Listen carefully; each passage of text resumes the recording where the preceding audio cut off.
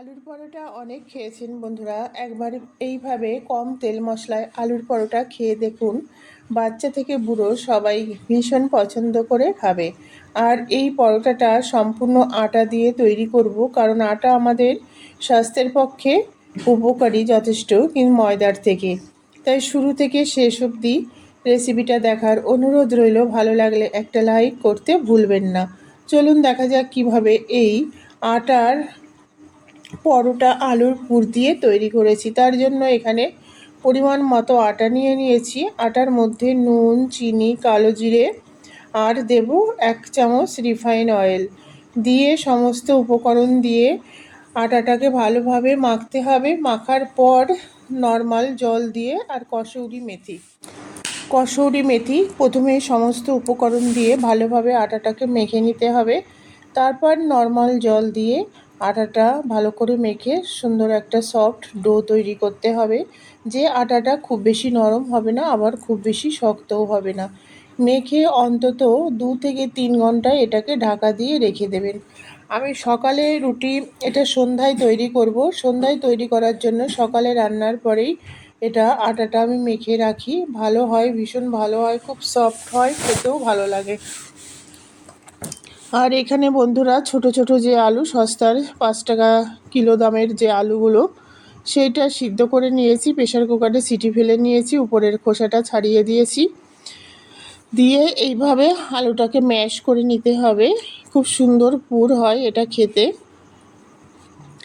আলুটা ম্যাশ করা হয়ে গেছে। এখানে কড়াইতে আমি তেল দিয়ে দিয়েছি। তেলের মধ্যে গোটা জিরে, কাঁচা লঙ্কা দিয়ে দেব পরিমাণ মতো। আর এই পরোটাটায় লঙ্কার পরিমাণটা একটু বেশি দেব। কাঁচা লঙ্কা দিয়ে দিলাম এক বাটাই টমেটোটা একটু টক টক লাগে, আর টক ঝাল না হলে কোনো কিছুই ভালো লাগে না।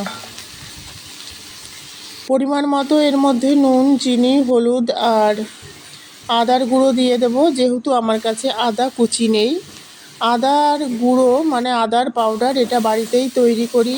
এই আদার পাউডার কিভাবে তৈরি করে বছর ভরে সংরক্ষণ করে খাই সেটাও নিরামিষ কিচেনে একটা ভিডিও দেয়া আছে, চাইলে আপনারা ওখান থেকে দেখে নিতে পারবেন যে সিজনাল আদা সস্তায় কিনে কিভাবে আপনারা সারা বছর সংরক্ষণ করে খেতে পারবেন। আদা আমাদের মহা ঔষধি গুণ রয়েছে আদার মধ্যে। আর এই যে গরমকালটা সিজন চলে গেলেই এরপরে আদার দাম বন্ধুরা বেড়ে যাবে। এখনই 10 টাকা, মানে নর্মাল খুচরো নিলে, আর পাইকারি দামে নিলে তো তখন একটু কম হয়, কিন্তু যেই ঠিক বর্ষাটা শুরু হবে তখন আদার দামটা বেড়ে যাবে। আর আদা আমাদের সারা বছর ভরেই লাগে, কারণ যা বর্তমানের ওয়েদার, জ্বর, সর্দি, কাশি এটা তো লেগেই থাকে। তাছাড়া রান্নায় তো প্রতিনিয়ত আদা ছাড়া কোনো রেসিপি প্রায় অচল।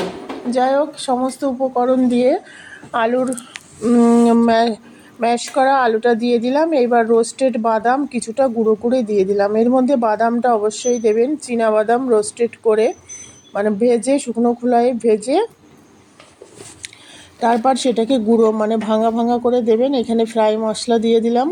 ফ্রাই মশলা আমি অনেক রেসিপিতেই দিই। আর এখানে আছে কারি পাতা, একদম টাটকা কারি পাতা। কারি পাতা না থাকলে আপনারা ধনেপাতা দিতে পারেন। কারি পাতা অথবা ধনেপাতা অপশনাল। দিয়ে এইবার সমস্ত উপকরণ দেয়া হয়ে গেছে, ভালোভাবে নাড়াচাড়া করে পুরটা রেডি হয়ে গেছে। পুরটা নামিয়ে নেব। পুরটা নামিয়ে একটু ঠান্ডা করে নিয়ে নেব। সঙ্গে সঙ্গে পরোটাটা তৈরি করব না, কারণ পুরটা তো গরম। যখন আটার মধ্যে মানে রুটির মধ্যে এটা দিলে পরোটার মধ্যে, তখন ভিজে ভিজে যাবে।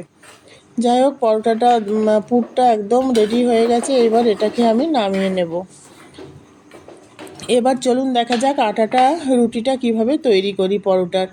তাই এখানে রুটি তৈরি করার জন্য দেখুন আমি আটাটা নিয়ে এসেছি। কতটা ফুলুপি হয়ে গেছে, ফুলে গেছে, দেখুন কতটা সফট হয়ে গেছে।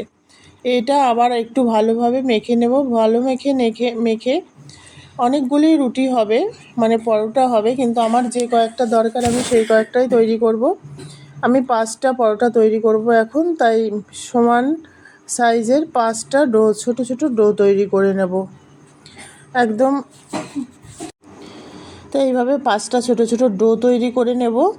ডো তৈরি করে নিয়ে তারপরে পরোটাগুলো বেলবো। দেখুন একদম সমান সাইজের 5টা আর ডো হয়ে গেছে ছোট ছোট।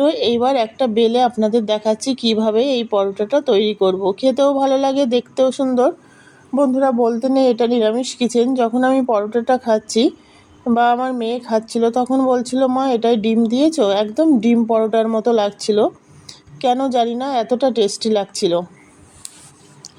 আর এই পরোটাটা একদম গোল করে বেলবেন, খুব বেশি পাতলা হবে না, খুব বেশি মোটাও হবে না।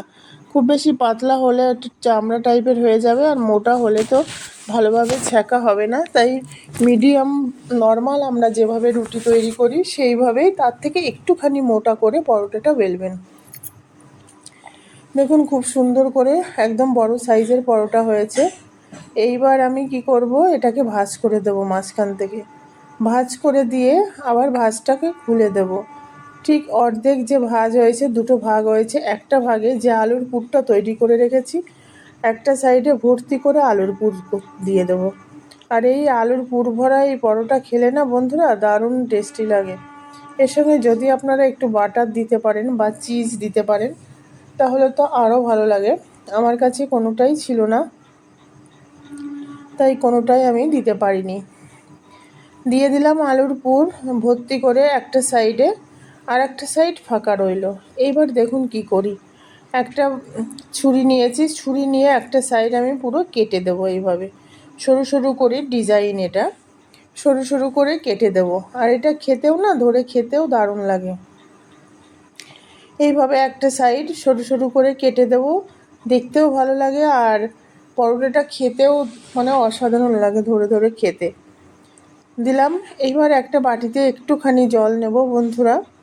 একটা বাটিতে জল নিয়ে এইবার জলের আঙুল দিয়ে চারি সাইডে এইভাবে রাউন্ড করে দেব, যাতে রুটিটা পরোটাটা তৈরি করলে আমার পুর বেরিয়ে না যায়। পুরো রাউন্ড করে দিয়ে দিলাম জলের ভিজাটা। এইবার কি করব, একটা সাইড যে এই যে কেটে কেটে রেখেছি বন্ধুরা, একে উল্টে দেব। উল্টে দিয়ে দিলাম, দিয়ে এবার হাত দিয়ে হালকা হাতে একটু প্রেস করে দেব।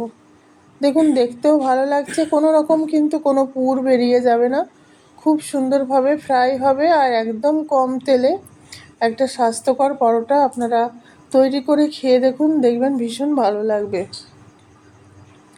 আর এই একটা পরোটা খেলে পেট অনেকটা ভর্তি হয়ে যায়, দারুণ টেস্টি লাগে। যদি পারেন আপনারা বাটার দিয়ে ভাজার চেষ্টা করবেন। বাটার আগে ব্রাশ করে নেবেন, ব্রাশ করে নিলে মানে বাটারটা গরম করলেই সেটা গলে যাবে, আর গলে গেলে সেটাকে যদি ব্রাশ করে নেন তাহলে ভীষণ সুন্দর হবে। দেখুন প্রত্যেকটা পরোটার সাইজ একই রকম হয়েছে। এখানে একটা তাওয়া নিয়ে নিয়েছি, এই তাওয়াটা একটুখানি তেল দিয়ে আমি মুছে নেব। নিয়ে এবার এর মধ্যে পরোটা দিয়ে দেবো। প্রথমে একটা পরোটা ভেজে আপনাদের দেখাচ্ছি। তাওয়াটা ভীষণ গরম হয়ে গেছিলো, তাই লাল লাল হয়ে গেছে। এইভাবে উল্টে পাল্টে এটাকে ভাজতে হবে। যেহেতু একটা সাইড একটু মোটা আছে, একটা সাইড একটু পাতলা আছে, উল্টে পাল্টে ভেজে এখানে রিফাইন অয়েল দিয়ে আমি ভাজছি। আপনাদের কাছে ঘি অথবা বাটার দুটোর একটা যদি থাকে ভীষণ টেস্টি লাগে। আমার কাছে আজকে কোনোটাই নেই বন্ধুরা, তাই অয়েল দিয়ে ভাজছি।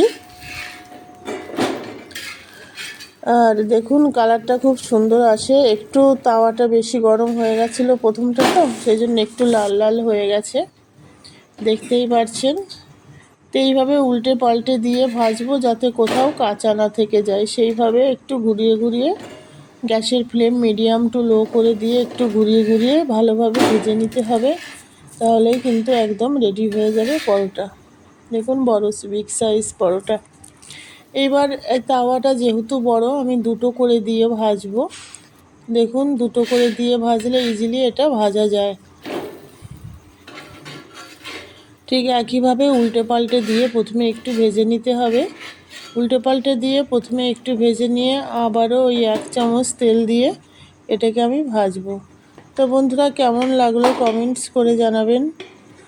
আর যেসব বন্ধুরা নতুন আছেন নিরামিষ কিচেনে, রেসিপি ভালো লাগলে পাশে থাকা বেল আইকনটি প্রেস করে অল নোটিফিকেশান অন করে রাখবেন, যাতে নতুন নতুন রেসিপি আপলোড হলে সবার আগে আপনার কাছে নোটিফিকেশান যায়। যে সকল বন্ধুরা নিরামিষ কিচেনের পাশে আছেন সবাইকে অনেক অনেক ধন্যবাদ, প্রীতি শুভেচ্ছা ভালোবাসা এবং বড়দের আমার সশ্রদ্ধ প্রণাম। আমি সবার পরিবারে যেতে পারছি না, একটু প্রবলেম আছে, শরীরটা ঠিক যাচ্ছে না, মেয়েটার শরীরটা খারাপ আছে, তাই আমি ঠিকমতো সবার ভিডিও দেখতে পাচ্ছি না। যখন যেটা সামনে আসছে আমি দেখে কমেন্ট করে দিচ্ছি, কিন্তু সবার কাছে পৌঁছানো সম্ভব হচ্ছে না, তার জন্য আমি ক্ষমাপ্রার্থী। তবে সময় হলে নিশ্চয়ই যাব।